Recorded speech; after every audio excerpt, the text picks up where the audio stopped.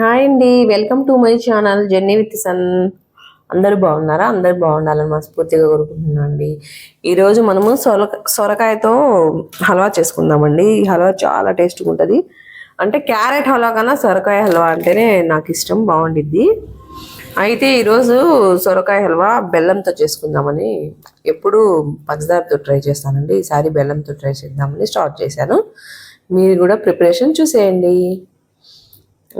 సొరకాయ మంచి లేత సొరకాయ తీసుకొని బాగా తురిమి అందులో నుంచి వాటర్ తీసేసేయాలండి. ఇలా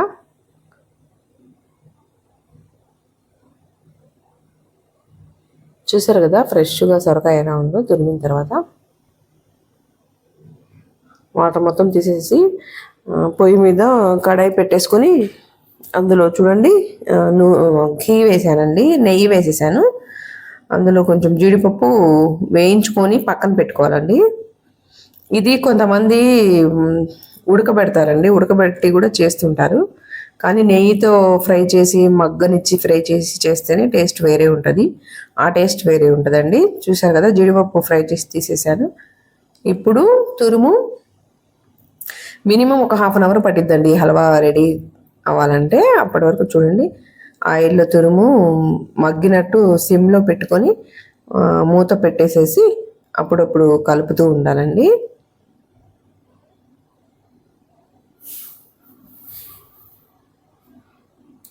ఈ స్వీట్ అయితే చాలా బాగుండిద్దండి. చూశారు కదా చిన్నగా మగ్గిపోతుంది. ఇంకో 10-20 నిమిషాలు అలానే మగ్గనివ్వాలండి. మధ్యలో కలుపుతూ ఉండాలి, లేకపోతే అడుగు పట్టేస్తూ ఉంటుంది. ఇది పంచదారతో చేసుకుంటేనే టేస్ట్ ఎక్కువ ఉంటుందండి. బెల్లంతో ఏమంత టేస్ట్ అనిపించదు, ఎందుకంటే నేను పంచదార అవాయిడ్ చేసేసాను, తినకూడదు కాబట్టి బెల్లంతో చేశానండి. కొన్ని పాలు పోసుకోవాలి, అంటే ఒక ప్యాకెట్ పాలు సరిపోతాయండి.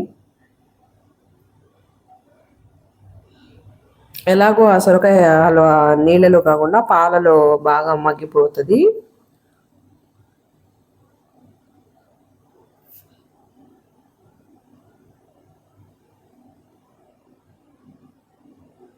పాలు మొత్తం ఇంకిపోవాలండి. అంతసేపు సిమ్లో పెట్టుకుంటేనే బాగా ఉడికిపోయిద్ది. తర్వాత బెల్లం రెడీ చేసుకుందాం మనం. మా అమ్మ చేత ఆర్గానిక్ బెల్లం అండి, అందుకనే అలా ఉంది. బెల్లం కొంచెం కలరు నల్లగా ఉందన్నమాట. మా అమ్మ చేత బెల్లం కట్ చేయించాను.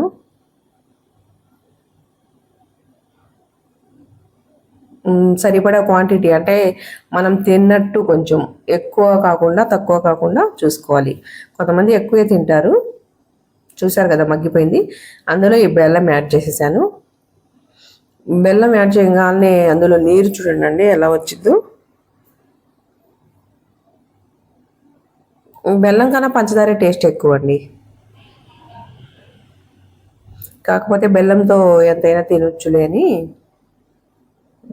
బెల్లంతో చేస్తున్నాను. చూడండి నీరు ఎలా వచ్చిందో. బెల్లం వేసిన తర్వాత ఆ నీరు కూడా ఇంకిపోయే వరకు అలానే ఒక 10 నిమిషాలు ఉడికించేస్తే ఆ నీరు కొంచెం ఇందులో సాల్ట్ యాడ్ చేద్దామండి. ఆర్గానిక్ బెల్లం కదా, అది కొంచెం ఉప్పుగా ఉండదు. అంటే లైట్గా ఒక్క పించ్ ఆఫ్ సాల్ట్ యాడ్ చేస్తేనే స్వీట్ బాగుండిద్ది అన్నమాట. అయితే ఇందులో కలర్ యాడ్ చేయాలండి, గ్రీన్ కలరు. అందరూ యాడ్ చేస్తారు, చేస్తేనే కలర్ఫుల్గా బాగుండిద్ది. కలర్ తినకూడదులే కానీ అది వేస్తేనే బాగుంటుంది. అయినా ఏమంత కలర్ రాలేదండి, ఎందుకంటే బెల్లం నల్లగా ఉంది కాబట్టి కలర్ అంతగా కలవలేదు. మరీ ఎక్కువ పోస్తే ఎందుకులే, ఇంట్లో వాళ్ళు తినటానికే కదా అని నేను తక్కువ కలర్ యాడ్ చేశాను. ఇప్పుడు ఇందులో ఈ ఇలాచి పొడుము చేసేసుకొని అది కూడా ఆ పొడుము కూడా వేసేయాలి. అంతలో కోవా అండి, ఒక పచ్చి కోవా అన్నమాట. ఇది కూడా స్వీట్ ఉంటుంది, స్వీట్ షాపుల్లోనే దొరుకుతుంది. కొంచెం ఫ్రిడ్జ్లో పెట్టేసేస్తే గట్టిగా ఉంది. అది కూడా అందులో కొంచెం సెగ తగలంగానే మామూలుగా వచ్చేసిద్దిలేండి. చూసారు కదా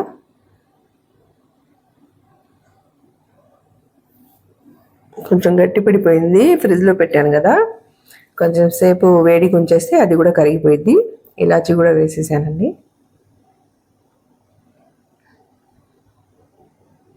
ఇంకా మా ఇంట్లో వాళ్ళు ఒక్క పొద్దులు ఉన్నారండి. కరెక్ట్గా ఒక్క పొద్దులు విప్పేటానికి రెడీ చేసేసాను. ఇఫ్తారీలో యాడ్ చేసుకొని ఇంకా తినేసారనమాట.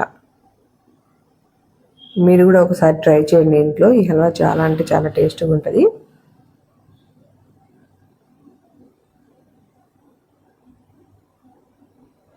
ఇప్పుడు మనం ఇందాక వేపి పెట్టుకున్నాం కదా జీడిపప్పు, అవి కూడా యాడ్ చేసేసానండి. స్టార్టింగ్లోనే జీడిపప్పు వేస్తే అవి కూడా మగ్గిపోయి ఏమంత బాగోవు, అందుకని ఫ్రై చేసి పెట్టుకొని లాస్ట్లో కలిపేయాలి. నీరు మొత్తం ఇంకిపోయి ఉంది కదా. ఇప్పుడు ఒక 2-3 స్పూన్స్ గీ కూడా మళ్ళీ యాడ్ చేస్తున్నానండి. Okay friends, Journey with Son ఛానల్కి సబ్స్క్రైబ్ చేసుకోండి ఫ్రెండ్స్. మరో వీడియోతో మళ్ళీ కలుస్తాను. అంతవరకు సెలవు. Thanks for watching. ఓకే అండి, బాయ్. మా ఇంట్లో ఫంక్షన్ ఉందండి, శ్రీమంతం ఫంక్షన్ ఒకటి. దానికి అందరం కలిసి వెళ్ళబోతున్నాము. ఓకే అండి, బాయ్.